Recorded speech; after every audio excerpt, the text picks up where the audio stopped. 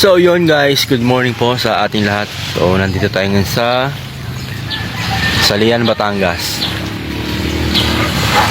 So hindi tayo nakapag-swimming nung holiday, nakarang holiday, dahil meron tayong pasok. So ito lang yung pagkakataon natin na makapag-swimming ngayon at makapag-relax. Dahil Sabado ngayon, day off natin sa trabaho. So tara, enjoy na lang tayo sa swimming at sa view rito sa Lian, Batangas.